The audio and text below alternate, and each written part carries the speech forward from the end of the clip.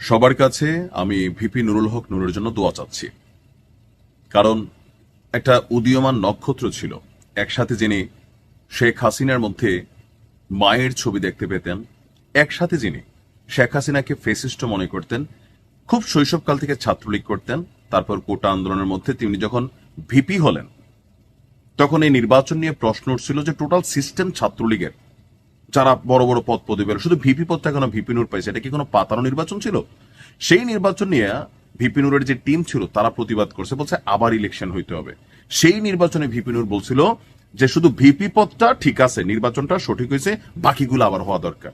One and only বাংলাদেশে বিকাশ প্রথার চালু, ক্রাউড ফান্ডিং এর জনক বা গুরু, আমাদের সকলের জনপ্রিয় নেতা ভিপি নূর ভাই অনেক মার খাইছেন রাজনীতির জন্য, বহুত কষ্টে বিএনপির একটা টিকিট পাইছেন, পাওয়ার পরেই মানসিক ভারসাম্য হারিয়ে ফেলেছেন আমার মনে হয়েছে। কারণ এই যে তরুণ প্রজন্মের যারা রাজনীতিবিদ, ভিপি নূরের শিষ্য হচ্ছে নাহিদ, আসিফ, যারা আছে, এখন গুরুর এই অবস্থা, শিষ্যদের জানি কি অবস্থা হয়। কেন বললাম?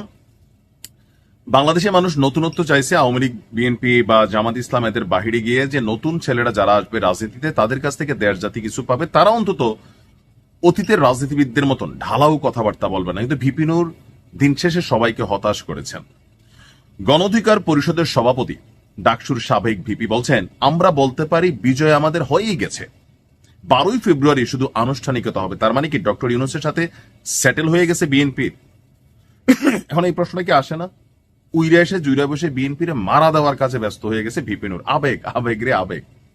তিনি আসলে যেটা বুঝাইতে চাইছেন, আমি যদি বুঝে থাকি, যে বর্তমান বাংলাদেশে জনাব তারেক রহমানের ফেরার পরে বাংলাদেশে যে রাজনৈতিক পরিস্থিতি, এটা বিএনপির অনুকূলে, বিশেষ করে তারেক রহমানের ব্যক্তি গুণাবলীতে। যেমন যেটা প্রশংসনীয় করতে হবে, ওই দিন এক সাংবাদিক তেল মারতেছিল, তিনি বলছিলেন যে প্লিজ এ স্যার কি জানি মাননীয় এগুলা বললেন না। দেখছেন তো অনেকে, তাই না, একজন পায়ে ধরে সালাম উনি না করছেন, পজিটিভ জিনিস, এগুলাকে মানুষ পছন্দ করে। বিএনপির একটা পজিটিভ ফিডব্যাক তৈরি হচ্ছে তারেক রহমানের ব্যক্তিত্বের কারণে। কিন্তু বিএনপি নির্বাচনে বিজয়ী হবে এটা তো গ্যারান্টি হয় নাই ভাই।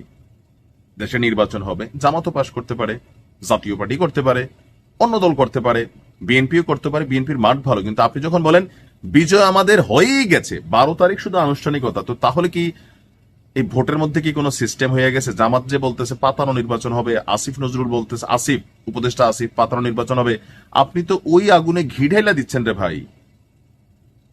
আপনার মতন একজন দায়িত্বশীল মানুষ বিএনপি দয়া টয়া করে একটা সিটের ব্যবস্থা করছে না?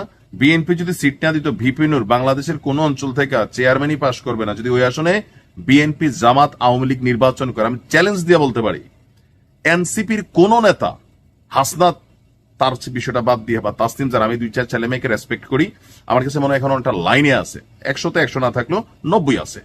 এই দুইজন ছাড়া বাংলাদেশের যে কোনো আসনে বিএনপি, জামাত, আওয়ামী লীগ প্রার্থী দিচ্ছে, জাতীয় পার্টি প্রার্থী দিচ্ছে, আর সেইখানে এই ভিপি নূর বলেন, রাশেদ বলেন, আর এনসিপির অন্য নেতা বলেন, একটা ছেলে চেয়ারম্যানই পাশ করবে না। এটি হচ্ছে বাস্তবতা। এখন বাকিরা দয়া টয়া করে দিছে। ভাই, আপনার কাছে আল্লাহ রসুলের দোহাই, এমন কোনো কথা বলেন না যেটা নিয়ে বিএনপি বিপদে পড়বে। একটা ফ্রি অ্যান্ড ফেয়ার মানুষ নির্বাচন দেখতে চাচ্ছে। আপনি যখন এই ধরনের কথা বলেন, এটা তো বোঝা যায় যে তলে তলে মনে কোনো সেটিং হয়ে যাচ্ছে। জামাত তো প্রশ্ন এমনি তুলে রাখছে, আর ওটা বাড়বে, সমালোচনা আসবে। আপনি উইরা এসে জুইরা বসছেন, আপনার তো এগুলো গায়ে লাগে না, মাইট টেরো খাইছেন, এটা তো গায়ে লাগে না। গতকালকে পটুয়াখালীর 10 মিনা উপজেলার বাঁশবাড়িয়া ইউনিয়নে তিনি বলছেন যে একটা মাহফিল ছিল, তো মাহফিলে গিয়ে তিনি বলছেন, আমি আপনাদের পাশে থাকতে চাই, থাকেন, আপনাদের নিয়ে কাজ করতে চাই, করেন। ধর্মীয় সামাজিক অনুষ্ঠানে বিএনপি, গণ অধিকার পরিষদ, আওয়ামী লীগ, জামাত সহ সব রাজনৈতিক এবং ইসলামিক দলের মানুষের একসঙ্গে অংশগ্রহণ আমাদের নৈতিক দায়িত্ব। সুন্দর কথা, আমরা যেটা ভালো এটাকে ভালোই বলি। 10 মিনা গলাচিপাকে রোল মডেল করতে চান, করেন, সবাই খুশি হবে। এখানে সব রাজনৈতিক দলের নেতাদের অংশগ্রহণ থাকবে, পারস্পরিক সম্প্রীতি বজায় থাকবে, এটাও সুন্দর পদক্ষেপ।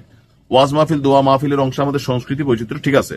তো প্রত্যেক মানুষ ধর্ম মত করবে, সব সুন্দর, আমার কাছে সবই ভালো লাগছে। শুধুমাত্র এই যে কথাটা, এটাই ভেজাল লাগছে। নূর ভাই, বক্তব্য দেওয়ার সময় একটু বুঝাশুনা দিতে হবে যে আপনার বক্তব্যের সমালোচনার জায়গায় যেন বিএনপির জন্য তৈরি না হয়, আপনারও না হয়।